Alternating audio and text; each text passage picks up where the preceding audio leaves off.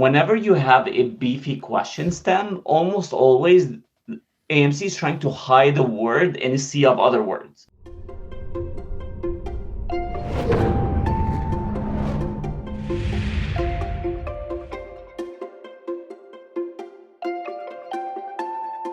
Ali, welcome back to the MCAT podcast. How are you doing? I am doing great. Happy to be back, as always. Awesome. All right. So the last 2 weeks, I've gotten perfect scores. So perfect score on a passage, perfect score in a discrete. Let's say that I'm feeling it. Like, I think I nailed those. I'm super confident. I'm getting cocky. How can I prevent on test day feeling that rush of like everything is going right? I'm going to get a 528. Yeah. So, well, on one end, you're not going to know the answers to the two passages or set of discrete, so you don't know if you're 7 out of 7. But that's another reason to take a short break between passages or every couple of passages to like recenter and refocus, forget the sections you have done, and just remember that you have the foundations of a good score. Let's say I aced, or I think I aced the first 5 passages. I'm not there yet. I still need to do really well on the next few to get my score even higher. So slow yourself down. And sometimes that's the key to like even finishing on time. You don't want to move too fast and have to do things more than once. Yeah. So slow yourself down, follow the process, like trust the process, like to borrow like an NBA phrase. So trust the process, keep working the same way on every question. All right. Just keep going. Smooth and steady. As the tortoise says, slow and steady wins the race. All right. Let's jump into passage 3 again. We're on the Psych Soc section of the Blueprint MCAT half-length diagnostic, which everyone gets for free at blueprintmcat.com.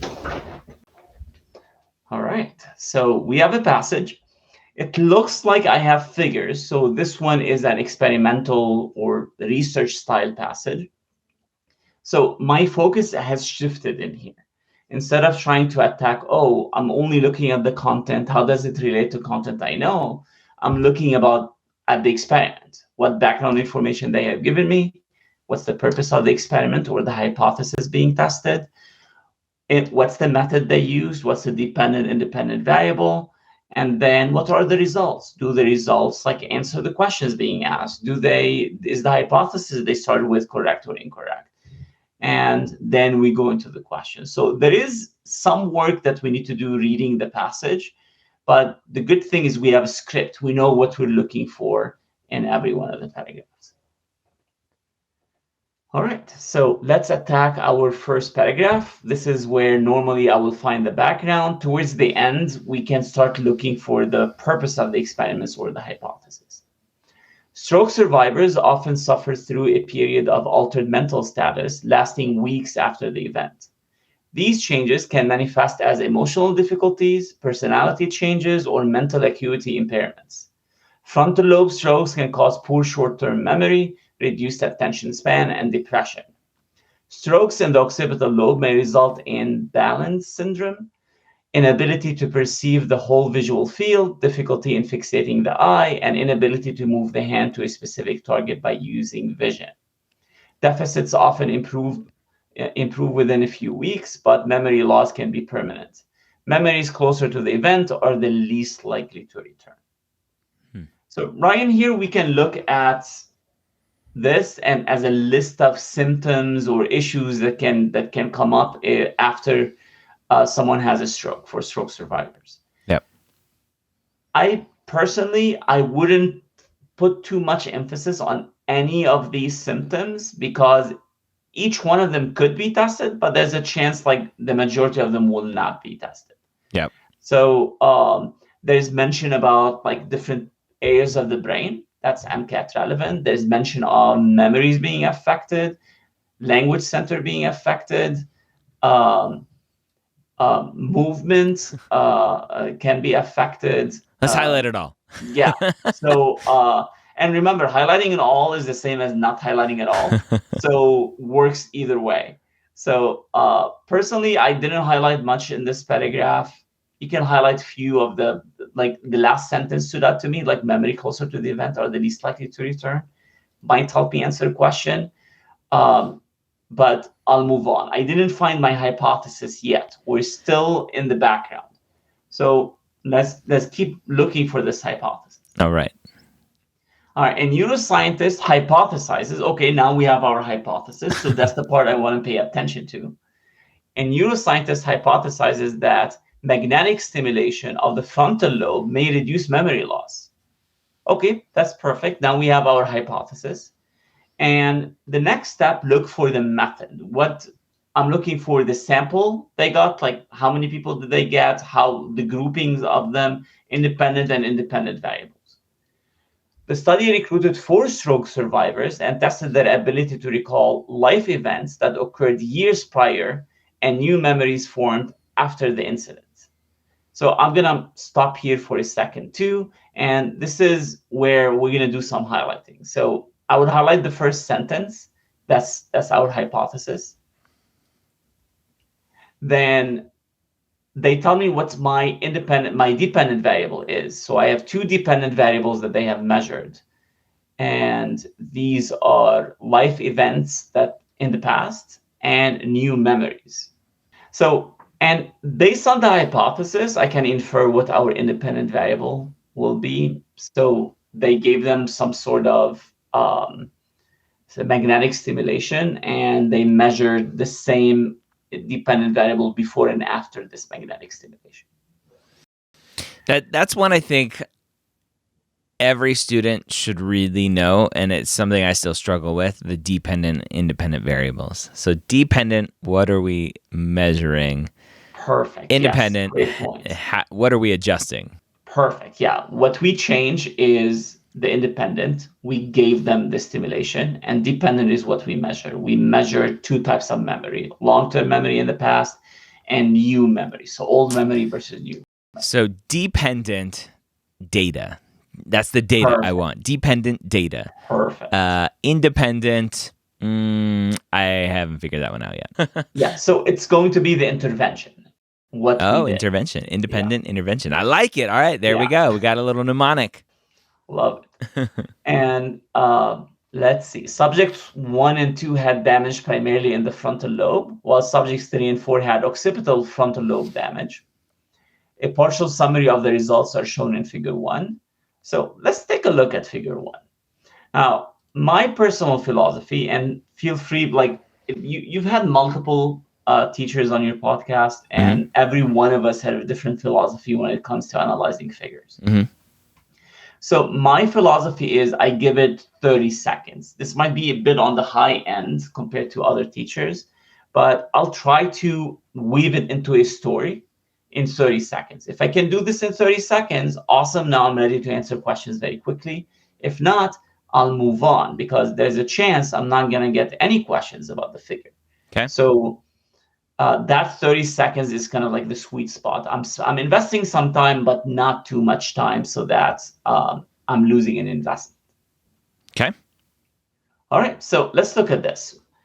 First thing, I'll read the caption. Subject post-stroke event recall test scores before and after treatment. So which dependent variable is this? Is this the old memory or the new memory? Subject post-stroke event recall. So this is new memories. New memories. Perfect. So I always keep trying to connect the figure into the texts. We know that there's 2 dependent variables they were interested in, old memories and new memories, but this one is only about new memories. Okay. Perfect. And then I look at the axes. So there's a small like legend in the or caption, pre-stimulation versus post-stimulation. So the colors and the shapes tell me my independent variable. Yep. And then the rest of my x-axis is the patient's. What about my y-axis? Memory score. Memory score. All right. And did they do better after treatment? 2, 3 did better. 2 potentially significantly, and then 1 did worse. Perfect. So they didn't give me any significance in here. Well, because it's just what one patient in each group. Yep. Because we only have 4 patients, so we don't have enough data to get p-values. Yep. But I can see, yeah, I agree with you. Patient 2 and patient 3, they showed improvement. Patient 1, I think it's just too close. And patient 4 doesn't see, like, it's too close, and the post-stimulation is lower than the pre-stimulation. Yeah. All right. Now, if you got this in 30 seconds, awesome. If not, stop and move on. Okay. Perfect. Let's read the bottom paragraph. All subjects were given 30 minutes of stimulation 3 times per day for 2 weeks. So now we're getting the details of how they did the stimulation, irrelevant to me for now. Tests of memory were performed before and after stimulation treatment. We already inferred this. Now let's look at this last sentence. No change in recall of early life events or in skills learned early in life was observed. You went straight to highlighting this. Love it. So that's my second dependent variable. That's what they wanted to measure. They didn't give me a graph for it. And this is one of the tricky things specifically on the psych-soc section. A lot of times they give you the results in the form of text, not in the form of a figure. So we have 2 pieces of a result, one in text, one in figures.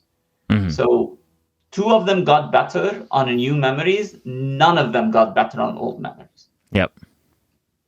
Right? Now we're ready to answer questions.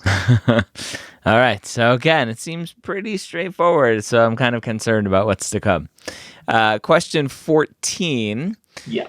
Which conclusion is supported by the results of the study? I'm like, okay, that's directly in here. So we kind of know the results. That's this kind of last paragraph in the figure here. Answer choice A, all subjects showed a post-stimulation improvement in at least one memory type. Well, we know that's not true because nobody improved in the early life events, and this one person over here did not improve. Perfect. So that one's out the window.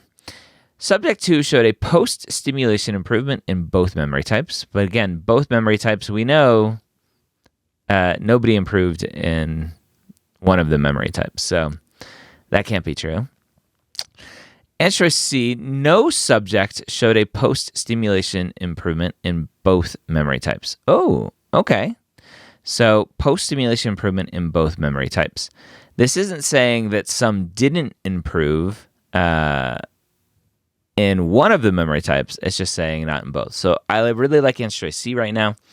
Subject 4 showed a post-stimulation improvement in at least one memory type. Well, we know they didn't improve here, and we know they didn't improve here. So that's not true. So we're left with C. Perfect.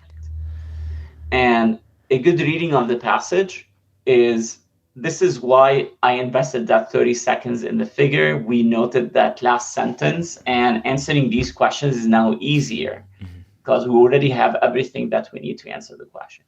Yep. And I liked what you did, just because you read the question and you knew the answer is in both places. We're looking for an answer choice consistent with both results and not a single result. Just reading and using some critical thinking here. All right, 15. All right. Go ahead. According to the results, subject 2 showed the largest improvement in which memory type? So we're not going to rush to the answer choices on this one. So let me quiz you a bit. Subject 2, what memory did they improve on? Subject 2 was new memories. New memories. So we see improvement in new memories, but we don't see things in old memories. Correct. Now, let's try to redefine new and old. What do we mean by new memories and old memories? Yeah. New memories are things going forward, and old memories are what happened backwards. Perfect. And this is in relation to the stroke. Correct. So new memories means post-stroke, and old memories is pre-stroke. Correct. So now we have a term for this, and we have a term for each. And you should expect that AMC will include the terms for both. Okay. So which answer choices do you think? We don't need to pick between them. Just I'm looking for the 2, that one is pre, one is post-stroke.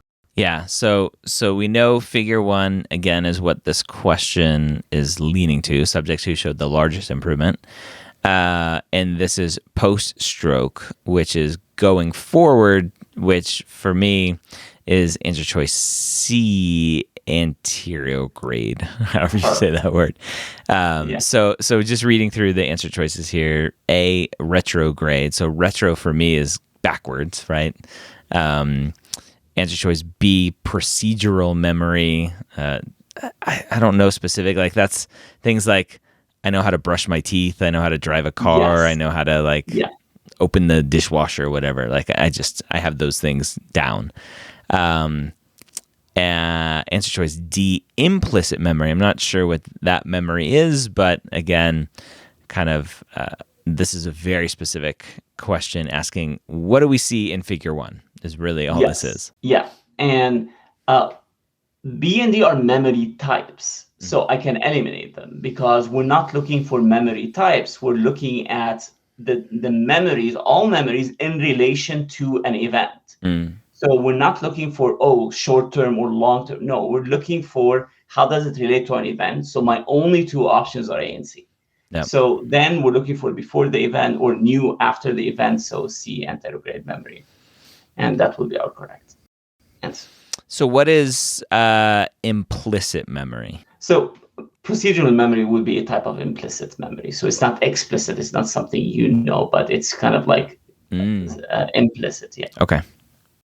Question 16. Subject 2 complained of difficulty, quote, getting his sentences out. The brain area likely to cause these symptoms is the A, reticular. Well, before that. So getting sentences out, I know from physiology, because my wife's a neurologist, we have Broca's and we have Wernicke's. Those are kind of the language zones. One is understanding speech. One is spitting out speech. I don't remember which is which. I'm going to go look at the answers. I have answer choice A, reticular formation. Answer choice B, primary motor cortex. Answer choice C, Broca's area. Whoop, whoop, whoop. Or D, parietal lobe. I'm going to go with Broca's area because Wernicke's isn't on here, so I don't have to worry about which is which. Yeah. So you don't always need to make the specific choice. Once you have a general prediction, go straight to the answer choices. And in this case, we didn't have to pick between Broca's and Wernicke. But Broca is making speech, Wernicke is understanding speech. All right. We're winning. We got 2 more questions. Don't get cocky. Let's go. Question 17. All right. Which of the following symptoms is expected in a patient with Balance syndrome? All right. We expected one question maybe on this. We have a bunch of symptoms in paragraph 1. Let's go find it. Perfect. You found it. So we have a bunch of them too. Even under Balance syndrome, we have inability to perceive the whole visual field, difficulty in fixating the eyes, inability to move the hand to a specific target by using vision. One of these 3 should be in the answer choices. Yep. So I cannot predict more than this. So let's go now. It's a process of elimination out of this. Okay. All right. What do you see in the answer choices? Let's read the answer choices first for our listeners here. So answer choice A, lack of sympathetic response. B, lack of parasympathetic response. C, difficulty perceiving color. Or D, difficulty using a fork. So there's no mention of color, only whole visual field. So I'm going to eliminate color. I think a lot of people may want to read into or misinterpret whole visual field from like whole retina with rods and cones going, like they can't use their cones and so they can't see color. But I'm going to get rid of C right off the bat because there's no mention of that. I think a lot of people are going to be attracted to sympathetic or parasympathetic because of the fixating the eyes. And they think pupils, whereas I read fixating the eyes as in I want to look at this thing, but my eyes want to move around. And so I'm going to kind of ignore that. And I'm going to go straight to inability to move the hand to a specific target by using vision. Using a fork is exactly that. And so I'm going to go with answer choice D because that seems like just super straightforward answering the question. Perfect. Great job on this one. This is like textbook how we should approach these questions. Just find it in the passage, find the 3 items that should match. One of them should match. A, B, C don't. D is the answer. Awesome. All right. Cool. One more. Moving on. Question 18. Traumatic brain injuries. Again, my wife is a neurologist who does traumatic brain injury work. So maybe this is helping me a little bit. Traumatic brain injuries can leave patients with reduced ability to care for themselves, reducing their self-efficacy. This can subsequently lead to feelings of worthlessness. This kind of reminds me a couple episodes ago. If they come to perceive themselves as a burden, especially for those patients that had taken pride in their ability to provide for others. These changes represent a decrease in A, self-esteem, B, self-awareness, C, self-identity, or D, self-concept. All right. So the one we had a couple weeks ago was the feelings of I can't remember the specific word in the passage. Helplessness was the word, and so that was a self-efficacy answer. Yeah. And so we have the same kind of situation here, right? Some helplessness. They're acting as a burden. The changes represent a decrease in. So self-awareness to me doesn't seem like the appropriate answer here, right? They still understand who they are. They just can't. They're less able to help themselves. So potentially, I'm going to get rid of B. Self-identity, again, like to me, so like lacking self-identity, maybe I'm thinking about this wrong, is like, I don't know who I am. What's that weird phenomenon where it's like you see your hand, but you don't know it's your hand, and you're like, what is it doing there?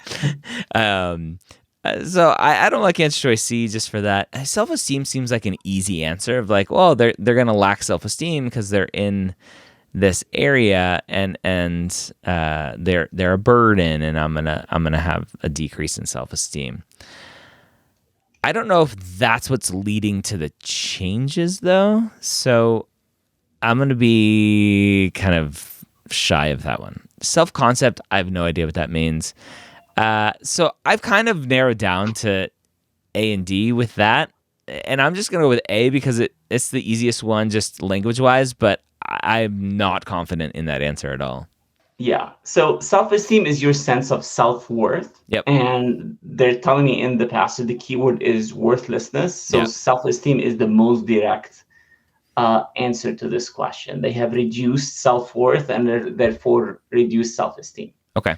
Now, the tricky part is C and D are both partially true because self-esteem is part of like the way we view ourselves.